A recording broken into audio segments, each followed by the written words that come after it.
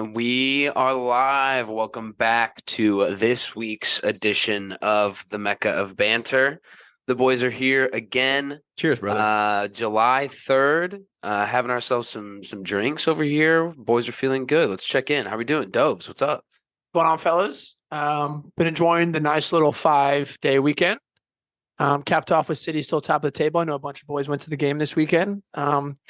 So it being the middle of summer, there's still a lot for us to sort of dive into. So happy to see you guys and happy to talk some footy today, fellas.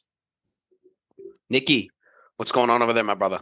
How we doing? Happy to be here and Hafey 4 on Twitter. Happy to talk about St. Louis top of the table. Our boy Joshua Yarrow getting another start. Happy to talk about that as well.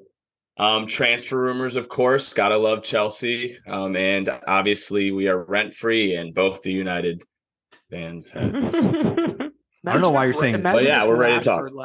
Imagine if Rashford went to Chelsea. Yeah, dude. Hen, what's up, brother? How we doing? What's up, y'all? At Henry Wind here on Twitter.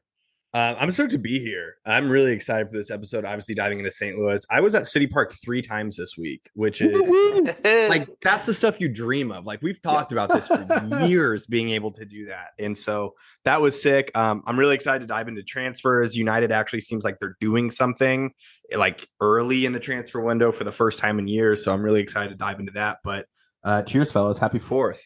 Yeah, happy 4th. And I am this week's host. I don't even know if I presented myself, but Hoove here at Young Yid.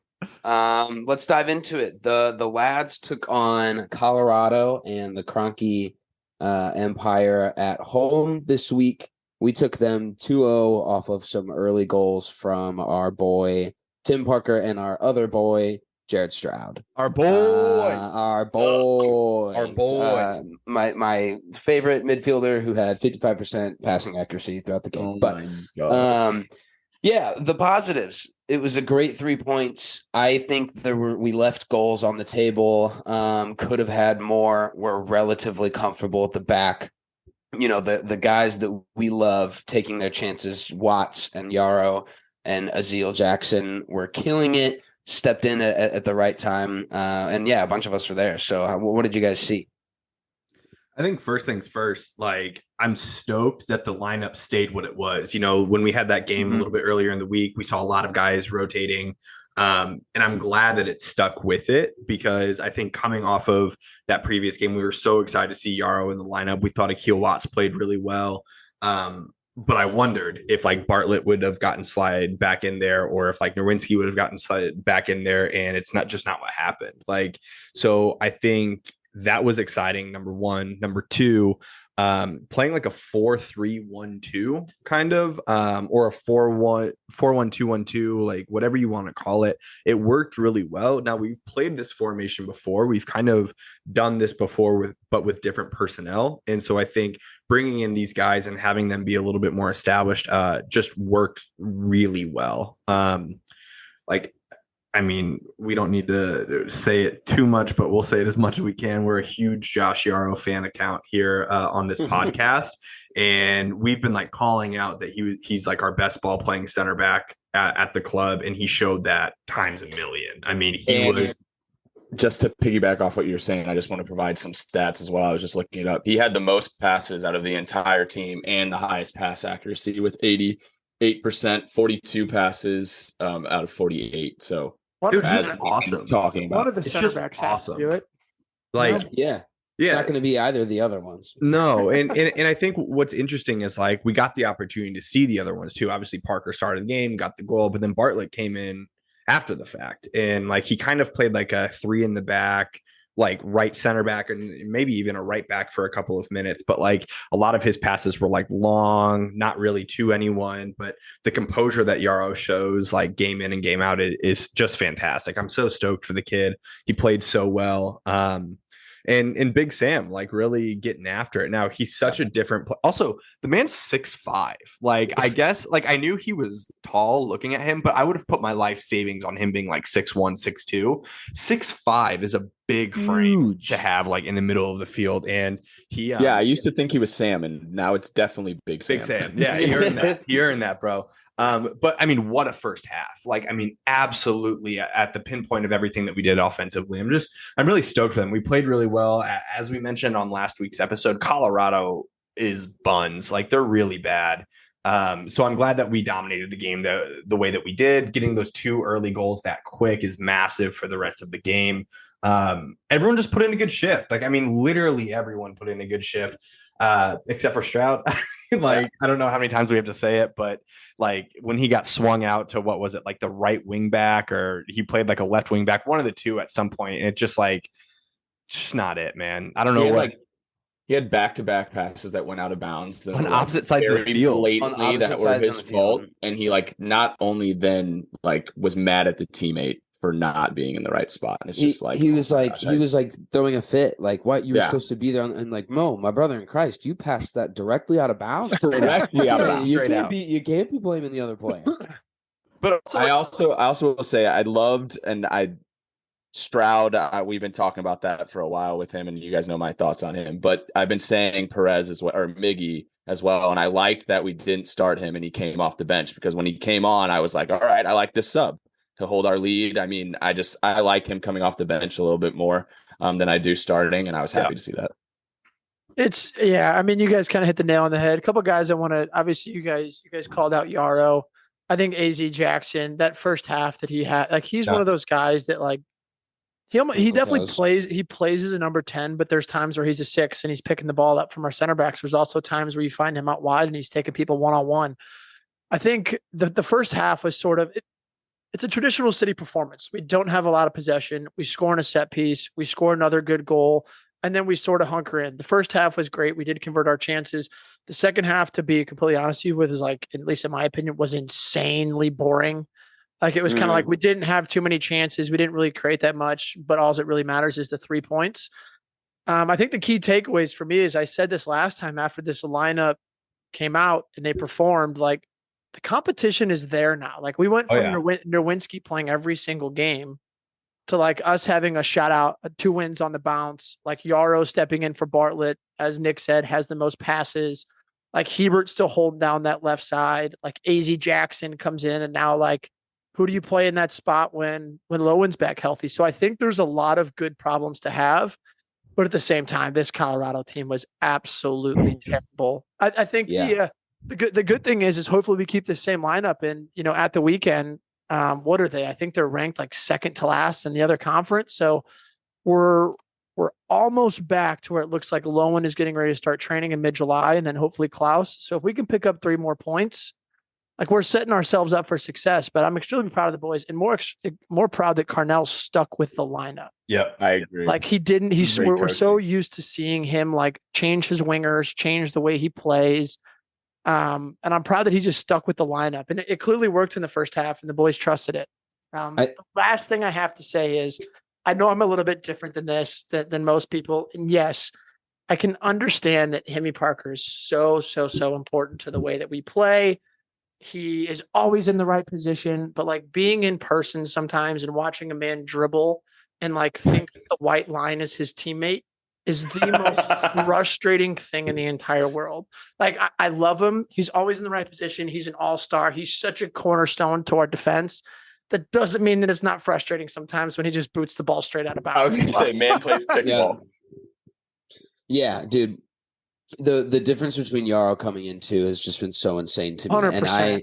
And I have a hard time thinking it into our Bartlett days, who, to be totally fair, was pretty respectable for what we asked of him in his pretty young career. So I don't have any real quarrels with Bartlett, but Dan Hornsey texted me a couple weeks ago, and just one line was, I'm getting sick of Bartlett, man. Like, it was refreshing to see Josh come in, and now we're watching him do it again next to Tim, and it's like, oh no, he is really like the best. There's balance there. There's good balance there. Yeah. Tim is so strong defensively, and I think a huge leader in the locker room.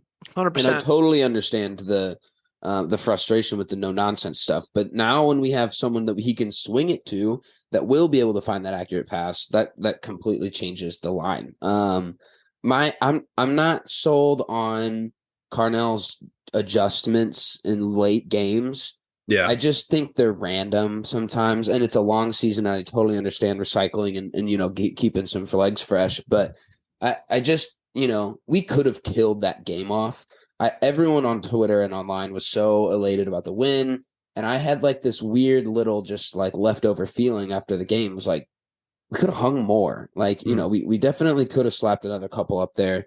Bro, I loved the Berkey made a couple huge saves too. Like Berkey still saves. I had was about to say stuff to do. that's the only Yeah. name we haven't said that I was going to bring up is Berkey. I feel like Huge saves. Huge saves. And I Huge think he and Parker both are totally deserving of this all-star appearance. I think Klaus and Lowen are both in this all-star game too, should they stay healthy.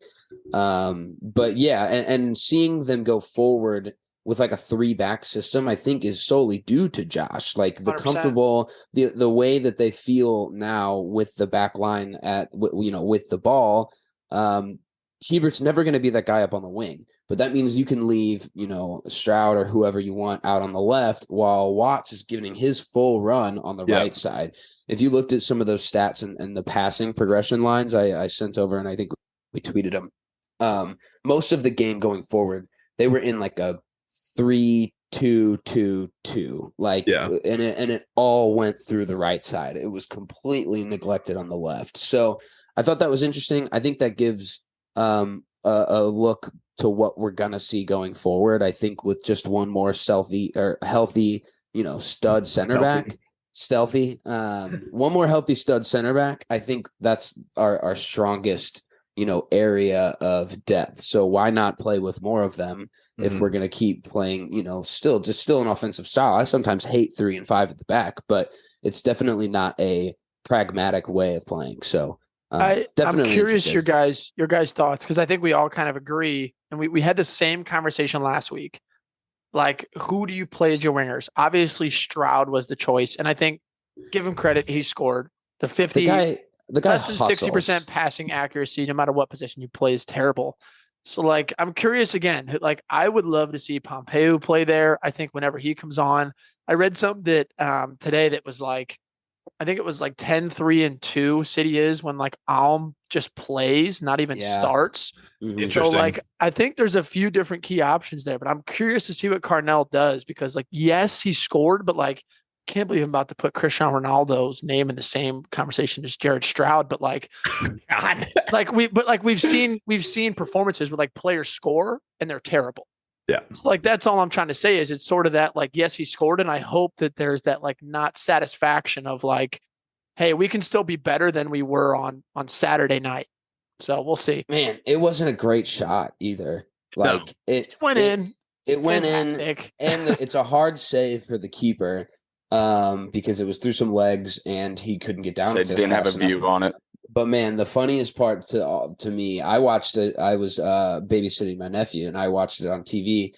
And the announcer, Big Sam picks Jared out front. The announcer goes, "Jared looking for the corner." Goes straight down the middle of the net. Had an entire half of the goal open on the right side. He just scuffed it down the middle, and it went in. We take it, but I think was laughing. I think some of the fans that were like sitting around me at the game thought I was nuts, because like Stroud scored, and I was like still like very loudly talking shit on him, and everybody was kind of like around me, just like staring at me. I was like, I swear to God, he's not good. I promise. That's the Snapchat that Wink sent us of you, and you were just going, Jared. So weak. But yeah, so it was a good bounce. We didn't bounce back. It's another one on the bounce. The boys play Toronto on Saturday, who are not that great, like Dobe said. Hope to continue the run of form there.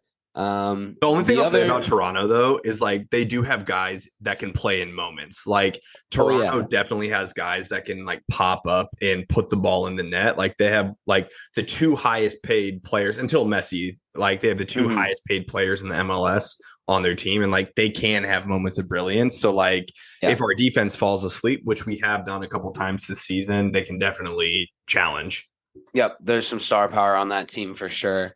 We have our buddy Bucci Mane joining us late from a nap, brother. Welcome to it. How are you doing, Butch? Snoozy boy. Hey, first of all, glad to be here. Second of all, thought we were going at 5:30, so I took a snooze. Been a long day, you I know. called that. I knew it. And then Henry came over and knocked on my door. God bless that guy. Happy to be here, though. Happy to be here. Sorry I missed the first part.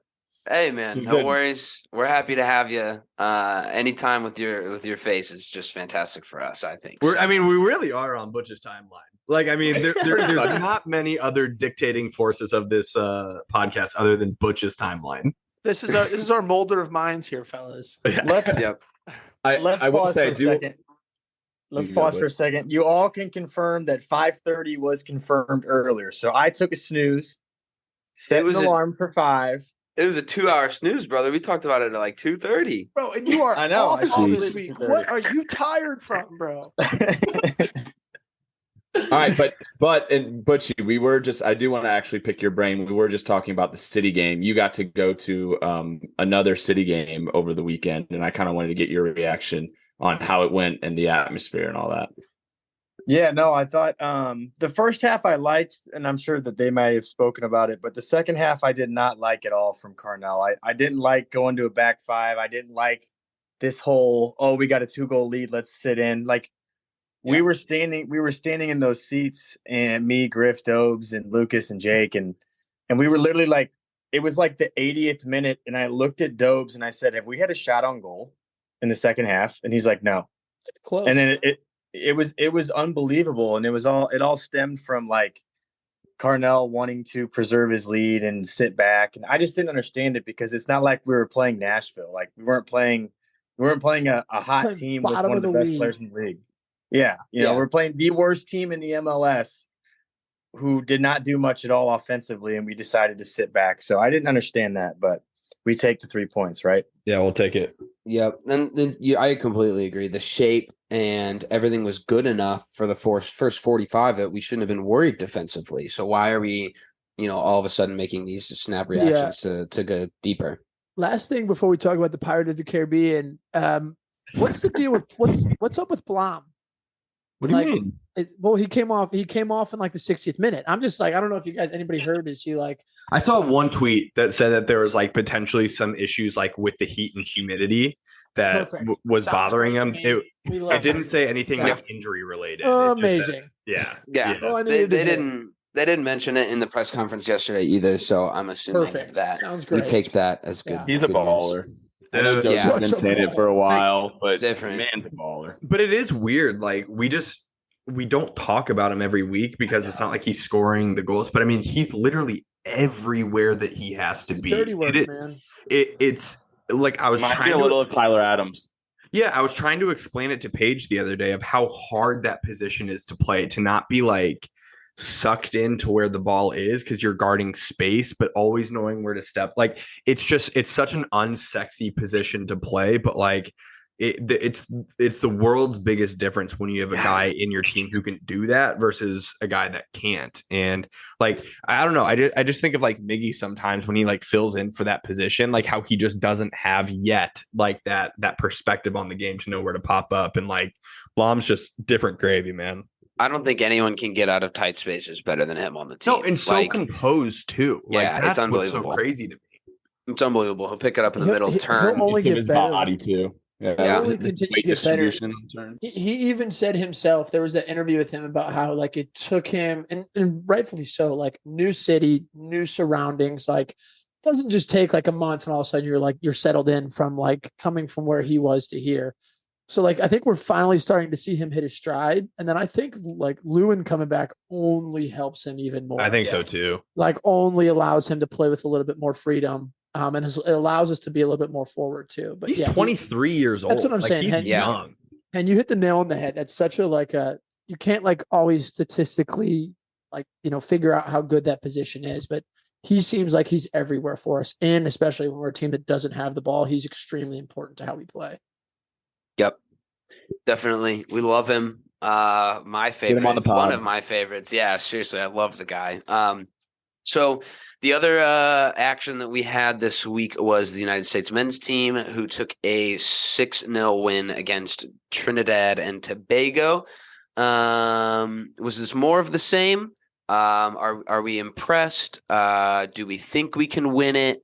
Give me I'm checking the pulse here, boys. What are the thoughts? I think we can win it. Am I impressed? I don't know. Because I think what also happened in this week is like we also had like the 6-0 win over St. Kitts. Like that also happened. I forgot about that. And Yeah, I think the Mecca Banter group chat could make an 11 that would beat them. So I think so too. I think that we could really put together. But like the reason why I think we can definitely win. I mean, people that would normally be like our main competition, so teams like Mexico or like Canada or whoever, like they're dropping points right, left, and center. Like, and I don't know, like I don't think they're all playing their top dogs. Like Alfonso Davies isn't with Canada. It's a combination sort of for them. Yeah, and there's like a few. We're doing it. Like we're putting the ball in the net. I mean, anytime you score 6 goals in a game, like it's not a fluke. Like you got it. You got to put the ball in the net. But we should pretty easily win this. But it was a little bit more of the same in terms of like getting the goals in the net. Like against St. Kitts, I mean, they were really bad. They were not good. They couldn't pass the ball. I know it is tongue in cheek saying that we could put together an 11 that could beat them, but quite genuinely, I think we really could. Like they were really not good. Bad. Trinidad and Tobago, though, like I mean, there's always going to be a little bit more to that game because of what happened a couple of years ago before the 2018 World Cup and us not qualifying because of that game with them. So anytime that we can put a stamp on it, it's just to look at the goal differential after 3 games is plus 12 for us. Like that's great. It's good to see. I do want to give props to Jesus Ferreira. We're pretty hard on him in this. In this podcast, I saw a great tweet that said, like, you know, after these, you know, couple of games, where is Jesus Ferreira in your depth chart in terms of the U.S. men's national team? I still think he's about 4th on the depth chart. But to be fair, like for as young as he is, he's what, 22, 23 years old. Like that's kind of. I hope he continues to grow. I hope he continues to push guys at the very top. And, you know, I know that it's got to make a move. Yeah. To see what he can do. But it is interesting. He is such a different player than like a Pepe. He plays completely different. But some of his goals, man, this weekend, like, yes, they weren't against the best competition, but they were good takes. Like his first goal last night was a great goal. His touch in like shot happened within half a second. I mean, it was really good. So, I mean, props to him. I don't know if he could do it on a rainy night in Stoke, but like against these teams, he's putting the ball in the net. He's taking that responsibility to be the main man, and good on him. No, I'm with you. Back to back, you can never really complain necessarily about back-to-back 6-0 victories. And the reason I say that is because, like, let's not pretend like this has just been the standard over the last, like, 8 years. Like, we have seen some shockingly bad U.S. men's national team performance from a second team. So happy to see that the boys were, like, won 6-0. I do think, like, where I think this tournament matters is, like, there are those guys like your Jesus Ferreira. There's those guys like your Mihaloviches. There's those guys that like think that they belong with that upper echelon of players. And so I think that's what we're seeing. And I think there has to be some sort of credit to go to BJ Callahan just for the fact of like the performances we are putting in. It's like he can only necessarily play who's in front of him. Like, you know what I mean? Like, yes, he did call in the team. Yes, it took them one game to get going. Like, I think, again, like we've seen Mexico, we've seen Canada with a down team. Like, this is just another chance for us to show the rest of CONCACAF that, like, every single thing runs through us from here on out, no matter if it's the second team, no matter if it's the first team. And I think that's sort of what they're going out to show. We did see Mexico happily lose to Qatar. Like, I think at this point, like, we're the clear and obvious favorites. Yeah. And anything but us winning the Gold Cup is sort of a failure, especially with sort of the performance we've put in comparatively. Yep. I'm with it 100%. I think we're kind of at the point that I've wanted us to be for my entire life and where we should be, which is our B team should be winning these CONCACAF tournaments. 100%. Like our A team is going to start competing with teams like the Netherlands eventually, and I think it's sooner rather than later. But I still want our B team, who are mostly comprised of MLS guys, which is also a league on the rise. They should still be doing this to, you know, the rest of our conference. Right. So I'm with it. I hope we do win. I expect us to win. Like I don't have, there's no sympathy for me if we lose to a Canada or Costa Rica or something. Like we should still be beating these guys. So it's a little more of the same for me. And Jesus Ferrer, dude, I mean, we bag him, and I think he's deserving of some criticism. But what else can you ask the guy to do? Like 6 goals in 2 games. That he's on the field and he's scoring. It doesn't matter who the opponent is. He can't help who he's facing. Yeah. And I want him to score, and I want him to grow, and I want him to get better. I'm not rooting against the guy, but I think when the conversation comes around to the, starting 3, I'm in agreement that he's probably the 4th of, whoever's in the roster. But yeah, well, there's not much else. I just look at Jesus Ferreira and I'm like, he could be an all-star on JV. Like he could be the best striker on JV, but it doesn't mean you're ready for the varsity game. Like it just is what it is. It's like how I see him. It all comes down to, in my opinion, like, and this is like obviously a brand new MLS fan, watched a ton of games this year, but like when you see the strike or like the back 4 that like a Ricardo Pepi is going to go up against in the Eredivisie. Like, and you see a back 4 that Balogun's now going to be going up wherever he does end up. Hopefully he does end up staying at Arsenal. But like the level that those center backs are, it's like, it's not Aaron Long. No. You know what I mean? It's not Tim Parker. It's a guy that can play out of the back as well as be defensively sound. It's like, yeah, like 100%, you guys are right. Like it's a great problem to have for Jesus Ferrer to continue bagging goals. I just think that if he wants to be able to put his name in the genuine conversation with Ricardo Pepi and Balogun, I don't think that's going to happen at FC Dallas. No. I don't think that's going to happen in the MLS. As much as I would like it to, and I would love for him to bag goals, we have Balogun up there with the same like goal totals as a Kylian Mbappe. Like, what are we talking about here? Yeah. That's where it's like, it's no knock on Ferreira. It's just, I think he needs to make that jump and do that in order to prove that he's worthy to be the number 9 for what we now are the 11th best country in the world. Right. So he can still take that step forward. And if he does, it's a better problem for us. Mm-hmm. We also talk about how sick Ballo looked in that New York Yankees jersey when he was Yeah, dude. He's all in it. Bro, got me so hyped though. For a month. He's got a full kit Yankees uniform on. Bro, Taking I shots. loved it. So funny.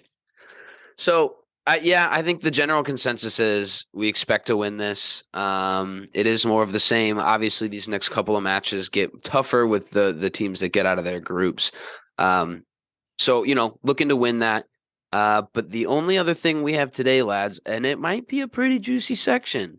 We've had some solid transfer rumors happen within the last week. Hell yeah.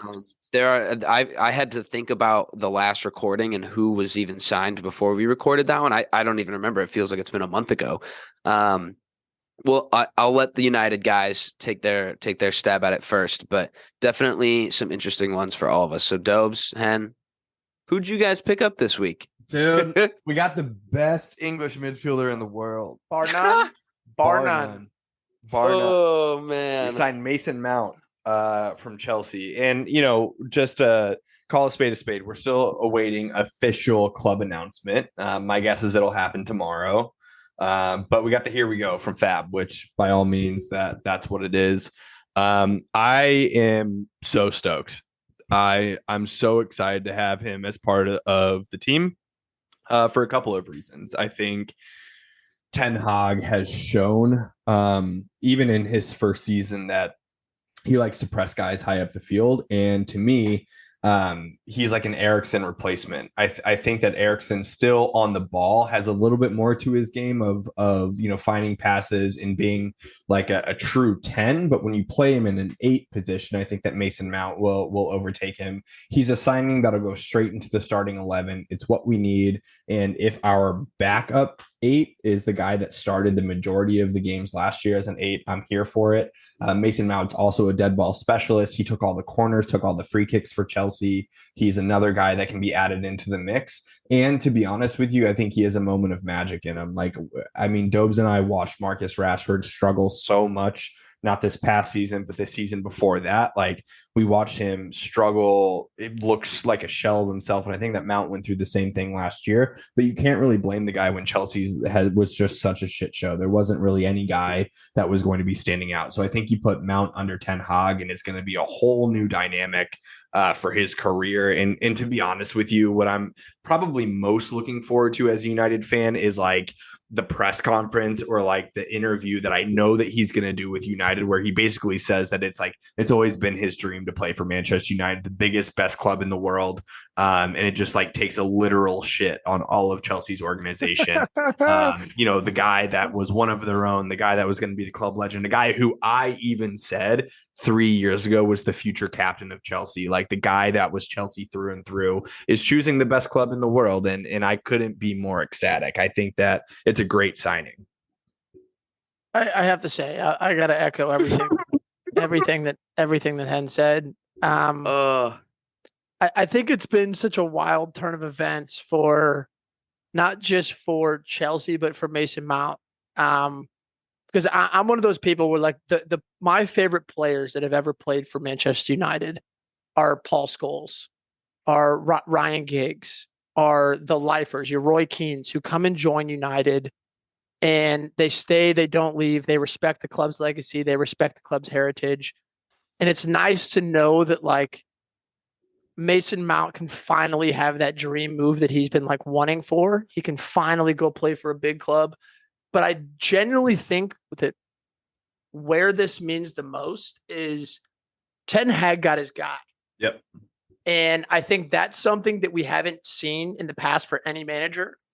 And regardless of like feelings on Mason Mount, regardless of last season, regardless of anything, like if he's Ten Hag's guy and he's become our marquee signing, like welcome to the club, man. You become one of us, and you're going to be judged exactly how we judge everybody else. Like if you play like shit, I'm going to say you play like shit. If you ball, which we hope he does, he's going to ball. But I just think he gives us that element to where Eriksen with the combination of Bruno and Casemiro is very good in a possession-based team. Yeah. And I think where Mount gives us a little bit more of that different element is he works his ass off. It comes with 24-year-old legs, of course. But I do think that he gives us that extra element to be able to be a little bit more athletic in the midfield. I think he gives us the chance to. He also like creates an absolute ton of chances. And I know there's no Arsenal folks out here on the podcast, but like if you're going to tell me that Mason Mount has about the same amount of caps as Declan Rice has, more goals and assists, about the same age, they're both going to play as a number 8. One $60 million cheaper. I think I'll sign myself up for a little bit of Mason Mount this year, and it is going to be one of the greatest things in my life to see him rise back to stardom. Can't wait. Because when he does it in the United kit, oh my God, am I going to rub this in so hard? Dude, it's going to be awesome. In the entire world. I'm excited about it. I'm really excited about it. The only other rumor I wanted to talk about that I think means more than Mason Mount is just Onana. He's the biggest piece that we could sign of anybody, even a 9. I showed these guys I don't know if I showed you this or Nick, I showed you this. There was a 109-minute video that was released of David De Gea's mistakes. I saw this, dude. 109 minutes. It was on Twitter. Of his mistakes. So the rumors just got released today that we put in a $40 million bid for Onana. I don't think he's going to sign for that, but it seems like that he's going to be the next signing, and I think he changes the entire dynamic of the way we play. So kind of like Head said, start like we actually seem to be making moves, even regardless of the takeover. So I'm happy with Mount. If Onana's next, I'll be ecstatic. Man, Nick, I've been panning back and forth to watch Nick here, and we're gonna have to go back and get some audio clips of Dobes on Mason Mount through the through the earlier part of the season, because these eyes call it, they see it. That tune has switched. So yeah, Onana, great, expensive keeper. No, they did really put a full feature length film of David De Gea's just mistakes on Twitter. 109 minutes, and it was one of those where like I would fast forward just to different points to see if it was real. And every time I was like, I'm gonna go 7 more minutes. It was a real fucking mistake, Dude, it's like nuts. it was like just bounced off and went in the net. Something. Yeah, and now we're watching 20-minute clips of just Onana's distribution. just pinging. last season. Not even like his whole career, just last year, just chilling, right foot, left foot, spraying it around. Spurs fans did the same thing. There's a 60-minute clip on Twitter of every single touch that Vaccaro had out of from his distribution from goalkeepers. So I think it was Tom Garrett that like retweeted it and was like, the amount of hatred you have to have for like one individual to make a 2-hour long video. To be fair, the way that United handled De Gea after he's done what he's done for the club, and now all of a sudden he's just free agent. Yeah, like July 1, he just became free. Kills me. Like what we should have done is we should have let him play his last game for the club, do a send off, say, you know what, fuck it, we're not moving up. Like, you know what, you're not the number one. But instead, it looks like he's going to end up in Saudi Arabia with the rest of half the Premier League, but we'll see. Which, like, I mean, good for him. Go get a bag, like. But it really does bother me, like a club legend like that. Like, he was our best player through our worst times. Like, I mean, and think about it, like if he was our goalkeeper during the like early 2000s, like when Fergie was there, he would have so many Premier League titles. He's the only guy that was on our team that has won a Premier League title. Yeah. And to your point, like just the way that we're letting him like leave without even making an announcement about it, and like all the stuff that's coming out about like the club doesn't even know if we're going to get him back. Like it's really sad to see. Like, say what you want about De Gea, he, like, for me, he is like my goalkeeper. He's been my goalkeeper the majority of my fandom to be United. Like, he to me is what I think about of a United keeper, and just for him to like leave like that potentially, it sucks. I'm taking Van de Sar. Well, I mean, yeah, I mean if you're like putting it up there, but I mean like De Gea, like what, 2011, like it's been 12 years or whatever it's been. Like it's been forever that he's been our keeper. It's been a terrible decade, my friend. So jumping on over to the mention of Saudi Arabia, Chelsea has had a lot of transfers in and out. Nikki, what's been some of the favorite? I love the transition of Saudi Arabia means Chelsea. Tell me about Ziyech. I was just about to say that's something we could start with. Ziyech's move actually collapsed. He is still a Chelsea player. There was a medical that was done, and supposedly he had a knee injury that they were unaware of. So the deal completely collapsed, and Ziyech is still a Chelsea Blue. So that's wild. That's two back-to-back contracts with Ziyech that have fallen and collapsed. So that's not great. So how do you go? But I do have a question or two. Keep going. No, I was just going to go through. I wanted to give, since we're talking about Chelsea transfers and people who are leaving, I just wanted to give a couple of the guys shout outs. Cesar Azpilicueta has left to Atletico Madrid. Obviously the last couple of years he showed his age, but he is definitely a Chelsea legend and brought us many titles. So shouts to him. Another one I wanted to mention was Ruben Loftus-Cheek. I've always liked Ruben Loftus-Cheek. He just signed a deal to AC Milan. So I wish him the best. I thought he had a shit injury with us, but I think he's a quality player and a very versatile center midfielder and can play a lot of positions. Edouard Mendy, I thought he's gone as well. I thought he had an incredible Champions League performance for us and won us a title. So I thank him for a great night that I had. Slonina is the backup now? Yeah. Yeah, I guess so. If That'd we're be not so sick. As far as CP going, there's a bunch of rumors of CP signing to AC Milan here in the next couple of days. That's another one that I think would hurt me pretty well. I liked CP from the beginning. He was a big reason why I chose Chelsea as a club to support. So he's another one that I would hate to see. Hen was mentioning it before about the midfielder. We have rumors with Caicedo. Obviously, they mentioned the rumors of Mason Mount leaving. That obviously hurts me as well. He was another big reason why I chose Chelsea as the club to support. I've said it from day one that Mason Mount is a quality midfielder and a quality player. I've said he's world-class and I've used that term many times when Chelsea's the describing problem. him. Chelsea's the problem. But now, if these rumors and Fabrizio all are true of him leaving to United, I hope that he plays how Henry and Dobes have been calling his performances the last 3 years as a Chelsea supporter. So I hope he continues in their eyes to play the same as he has been and does awful things for them. I wish him nothing but the worst. So I mean, it just goes to show like the lack of integrity of the Chelsea fan base. It's like the guy that I mean, just wishing bro, the guy, like some of the biggest Chelsea fans have been tweeting like, "Thank you for all your service. Like you shouldn't have been dealt with this way, bro. Like you shouldn't have been left out to try." and you saying I wish him all the worst, like, dude. I don't think it's unfair to don't at all. not I'd root do the same if it was Rashford. root against It just the shows player. your true colors, bro. Just shows Sounds your true good. colors. And yours too, by calling him shit for 3 years. Oh, never. Oh yeah, I doesn't- received. No. It's all good. It doesn't happen often where there's like it happened with Van Persie.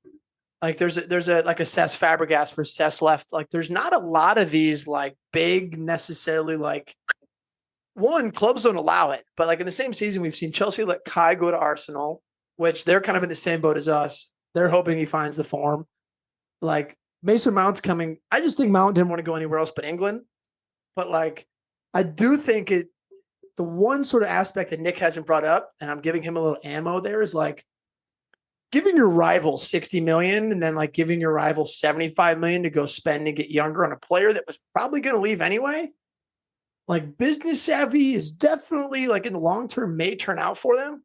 It's just the emotional attachment to a player for the fans that is like the kicker. kicker for it. Because like money wise, they're making out like bandits. Because like Mason Mount had 1 year left on his contract, and wasn't going to resign. And we paid 60 million to a rival who can now probably go get a younger Casado. So I think that's where the Mount transfer is like. I think it's where it gets a little dark. I still think it's good business for you as a United supporter as well. I think he's a quality midfielder. And I think, like you guys both just said, he immediately goes into your starting lineup, as I've been saying for years that he would. You're right. But you guys have never said he would. Well, you're right. I know I'm right. No, you're right. But I would rather go get a younger, non-English, $35 million, $45 million guy that can grow in. But we got 10 Heggs guys, so I'll take it. Yeah. So my question is, Nick. So I guess it's definitely, and you alluded to it. It's here and there, but like, how do you feel about some of these guys leaving? You obviously needed to clean house, and there were a lot of guys that needed to go. But the people that is that just personal opinion that you're happy about some and not the others? Like what's the kind of vibe? No, absolutely. It hurts. I think Mount's the one that hurts the most. He was the one, obviously they've been saying it. I mean, he's been a Chelsea player through and through. He's one of the big reasons I chose the club to support. I thought he was going to be a lifer, thought he was going to be the captain. We had a rough season and he wanted to ditch the ship. So I don't have really much sympathy for him. Like he's just kind of leaving us to go to another club. So that's why I said I hope the worst for him. As far as what he did for Chelsea, I mean, it's great. I thought he was obviously a world-class player, but that one hurts a lot. CP doesn't hurt that much because he's not going to England. I think if he would have went to an England side, it would have hurt a lot more. But the fact that he's going to AC Milan, I wish him the best. He rejected Lyon today. Yeah, I saw that. So he turned down Lyon. Interesting. Yeah. Yeah, I think CP is a prime example of someone who was lost in the Chelsea system. I think he deserves better, and I think he will get it at AC Milan. Obviously, Kovacic, that's another one we haven't really talked about. That one hurts me a lot. I loved Kovacic, and I've loved Kovacic for a while.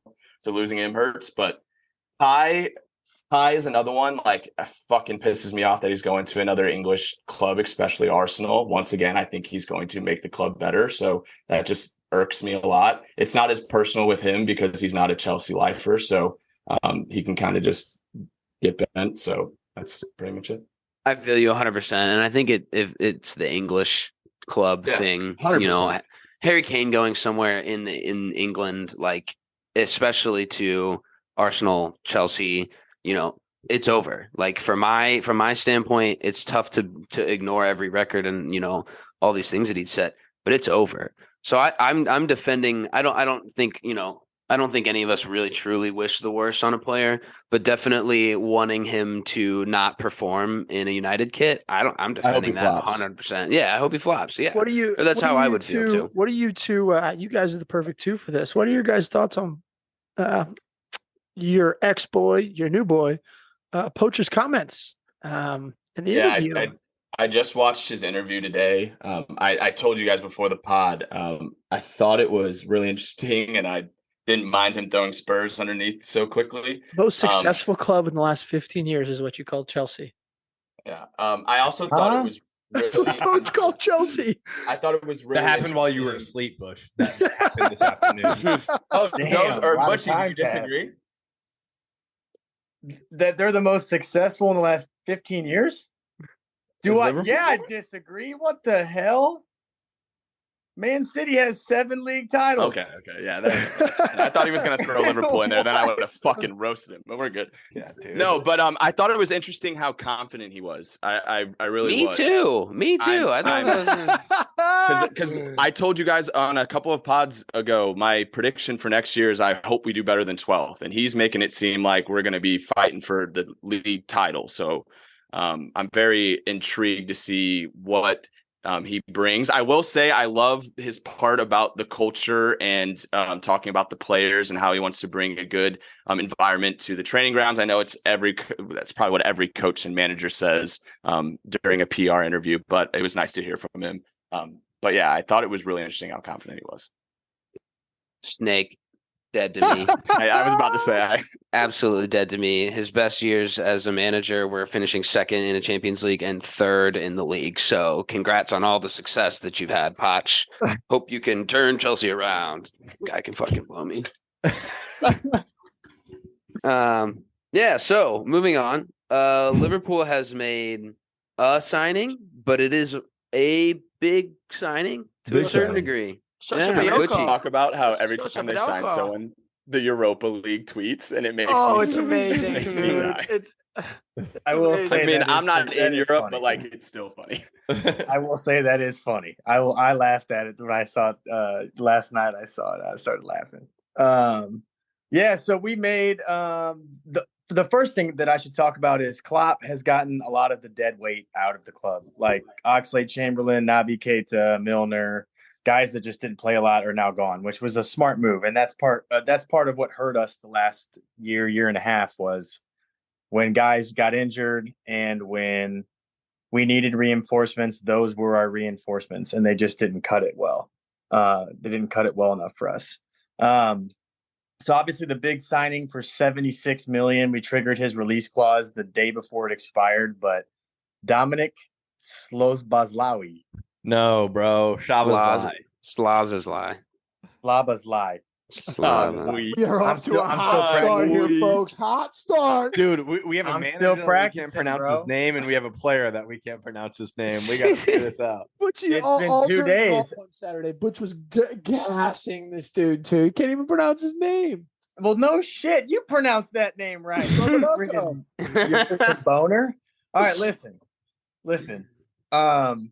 I do think he's a very interesting player to bring in because I was telling Dobes this when we were playing golf, but he, in my opinion, I'd probably put him in top 5 or 6 free kick specialists in the world. If you watch his free kicks, they are absurdly good. Like he's not far off James Ward-Prowse.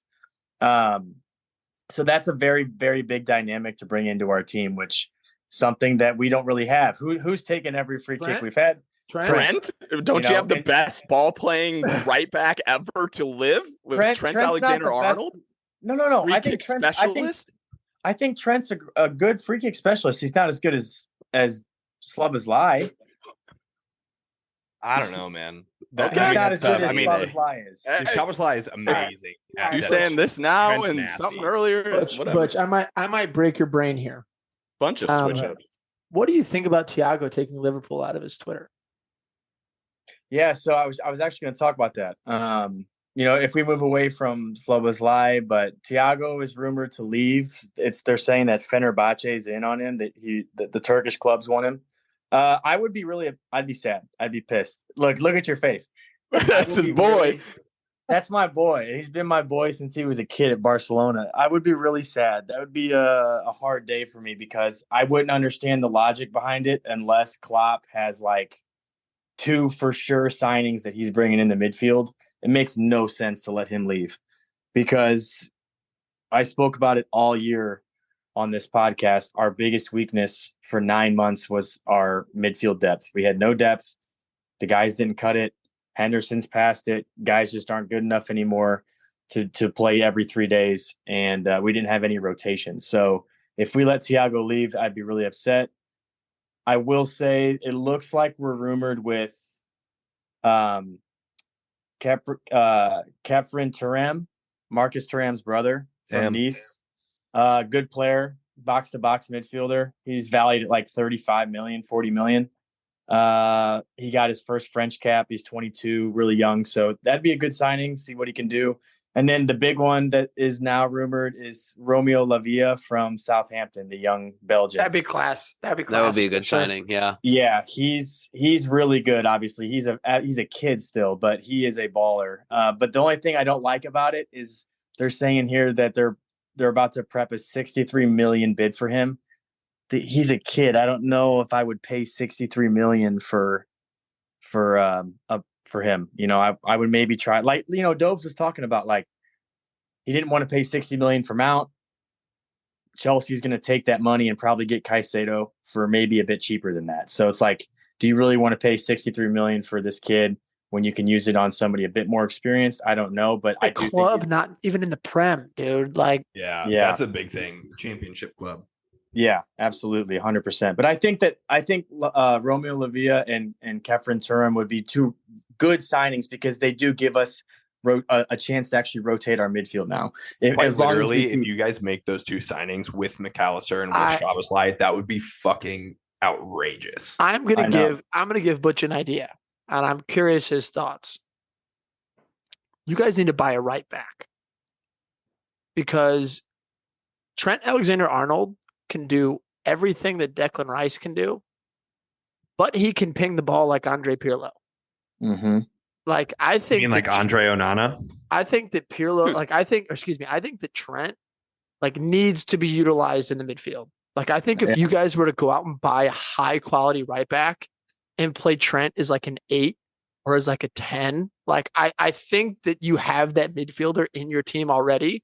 You just don't have a replacement for a right back. So I'm curious your thoughts, because I've seen that all over Twitter, but it just depends if Klopp will do it. Because, like, we all can't doubt Trent's quality going forward as well as a midfielder. Mm-hmm. So, like, I'm curious your thoughts. There's the slander of Rice that Dopes has now. It's not even slander. I respect Rice, but it's also more of a compliment to Trent. Like, I respect Trent as a center midfielder more than I respect him as a right back. But I think we also have to be realistic. I think Dobes is right. Declan Rice does not have the passing range of Trent. There's no close. Not even close. So they're just two different players. They're two different players. I would agree. I actually think a right back and a center back would be. I think another center back. I think we should let Joe Gomez get the hell out of our club. Oh, sorry. Who? Get rid of Virgil? Replace Virgil? Yeah, I thought that's where you were going. Sorry, I didn't. Oh, no. I want to get like Joe Gomez out. Like, he's just not good enough, and get him gone. Get some money for him. Keep obviously Konate's a baller. Virgil's Virgil. Keep Matip as a backup, and then bring in a guy that would be our third choice. And I would love back, dude. So Virgil's a keep. Nick, you're telling me you wouldn't take Virgil? No, I just want to know. I want to hear it from you. Yes, you keep Virgil, you dingus. Okay, you just said Virgil's Virgil. I didn't know if that meant keep or replace. Sorry. What do you mean? Okay, if I say Virgil's Virgil, the 2 years ago, that could be keep or replace.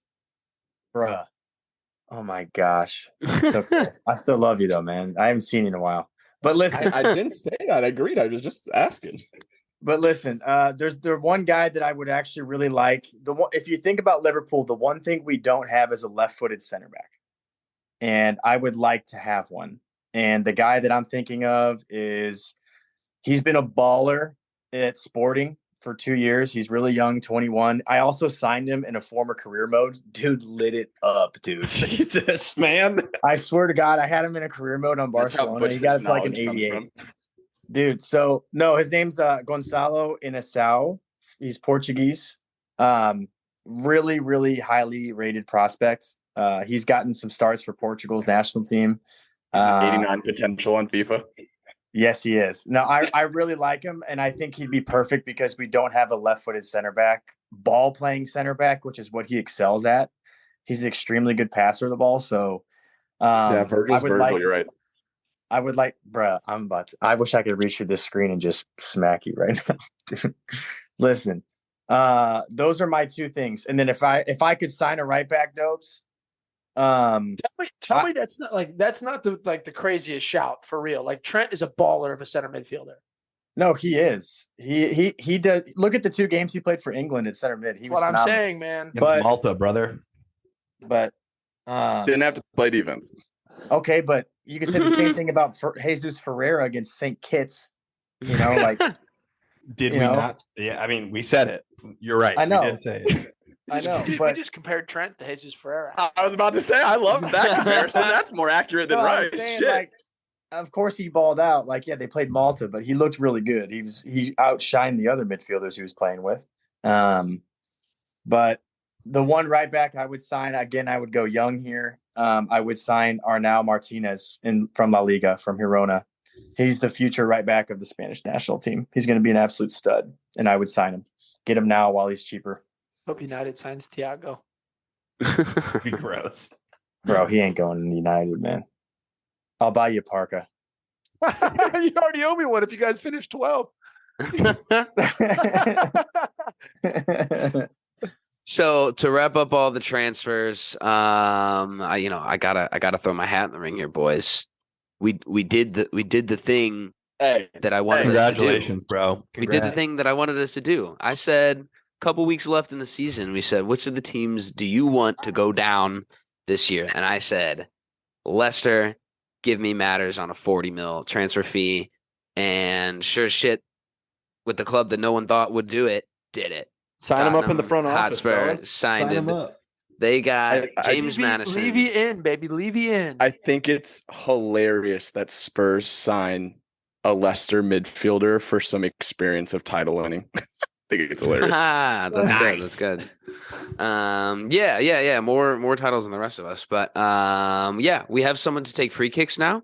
We're not, depending on Harry Kane's shots into the wall every attempt.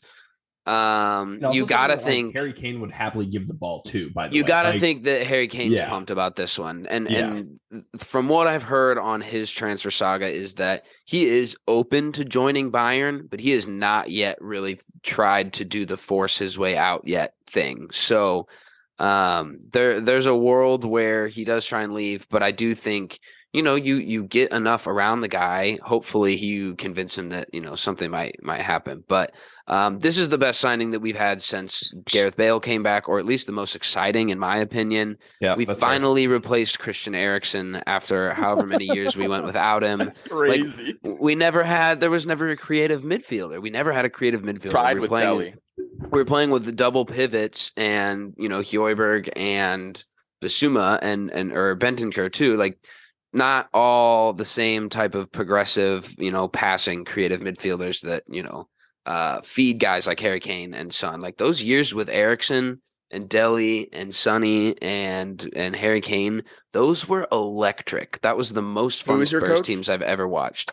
It doesn't matter because he didn't win anything, so it's not like I was just- he's not those. There's no banner up in the rafters with his name on it. So Matters is it's not like he's old. He's 26. he's Yeah, he's in his 26, prime, dude. fella. 26 years old. Like I think it's the best bit of business I've seen Daniel Levy do in a really long time. I So that's really exciting. I don't need to sit here and beat it because no one knows anything that's going to happen before the season starts. But I did have a run-in with some natural Scottish Celtic fans at City Park on Wednesday who were very immediately, complimentary of Ange Postecoglou and, his style and system. And he said, the guy goes, yeah, we had absolutely no idea who he was when he came in. He's like, now he's leaving my favorite manager. So loved hearing that. I think Matters adds a lot to the squad. They've agreed, I think, on terms with Manor Solomon, who had 25 appearances, 26 appearances for Fulham, 6 goals. I think it's a great Lucas Moura replacement on a free. There's not a whole lot of risk involved there. He's not really going to replace the mainstays, but I think, anytime you can drive some competition in positions that have always been so locked down on a squad, then, that's all positive. So Matters is a big one. I'm gassed about it. I hope everyone else is pissed about it. Too. Pedro Porro's official. Who else should we get? Kulusevski's official. So, I mean, they're at the least locking down the positions. I still think we need another center back.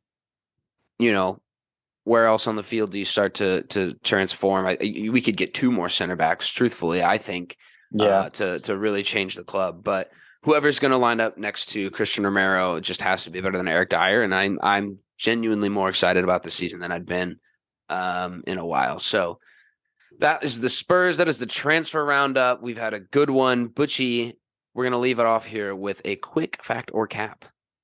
All right. So guys, this stems from the golf course the other day. And, I don't know if this was said because Dobes was a little buzzed off the White Claw that he shotgunned or what was going on. But he said Liverpool will finish 12th place. And I said, you are out of your mind for saying that. That is a heinous statement. Okay. So let me ask you guys, do you genuinely believe that Liverpool or any of our clubs will finish 12th place this year, fact or cap? Fact, because it can happen. The correct statement was 10th or below. You said 12. You picked a number and that you would said be 12. that would be below 10. Or I guess above 10. I'm gonna go fact. And I'm not gonna get anybody riled up on this podcast right now because frankly I have to go. But I'm going to go fact. I'm not going to say who I think it is. He may have just spoke for a little bit about his club. But I think that there is a club here whose back four is about as good as St. Louis City's. So I'm going to go fact. That's all I'm going to say. Uh-oh. He said, I don't think it's me. I don't think you're talking about me. Because I do not agree with that statement. I would take Eric Dyer, Pedro Porro, dude. Give me Japhet Tanganga at St. Louis City. We're cooking. I'm going for the cap. Could I see a 9th or something? Not necessarily out of my own club, but out of any of our clubs. 100%. 10th maybe. I have a hard time seeing a Chelsea repeat for anybody, including Chelsea. That it's just so statistically wild that that even happened in the first place. Especially So just being in two competitions. So I'm going cap. We're gonna be just fine. Don't you worry about me. I'll go cap as well. I think that we'll all Y'all are no fun. Y'all are zero fun. This is the thing is though is I agree with Hoover. Like I could see a 9th. I could very easily seeing a 9th finish from. I would have bet my life that Chelsea would have finished above 10th. I know. I'm on your side, Dobes. I'm fact. Anything can happen. Just from personal experience there. Yep, absolutely. I would have been in the dumps, bro. If I had remember when I was saying we were better than Fulham? I would make every excuse to show up to this podcast every week. I'd be pissed. Yeah. So I think it's fact. I think there's definitely a chance that one of our teams could finish below 10th. It's not Spurs, though. Butchie? Oh, I think it's a cat. I just don't think. I think it's either Spurs or Liverpool. I think, especially with the transfer windows that a lot of teams are having, our teams in particular, I think that they're after a couple like shotgun Diet Cokes yourself, my friend. I almost had you convinced. I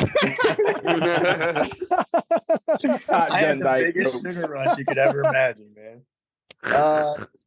No, I just think that a lot of our clubs are bringing in quality players, so I don't see it happening. I think it's a cap. Did you just call Mason Mount a quality player too? Damn. What? Everyone's switching. Dude, I was talking about United Giannis. players are rent free in your head, Nikki. I'll tell you what.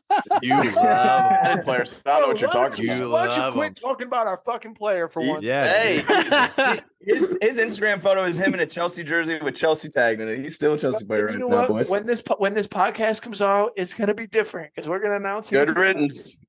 He's shit apparently in your guys' eyes. No. Only until he's Been good saying again. it for the past 3 years. Only until he's good again. Here on the Mecca of Banter, we do keep receipts, lads. We will Absolutely, and we will trust be me, you're doubling coming. back. We will be doubling back on all of these comments probably halfway through the year. Well, thanks again for Got a tuning file. in. We've got a file of them. And they're not going to stop. All we do is have hot takes. Thanks for tuning in again. This week's edition, Mecca of Banter. This is Hoove checking out, boys. This was a good one. Appreciate y'all. Cheers, fellas. Cheers, boys. Mason Mount, Player of the Year.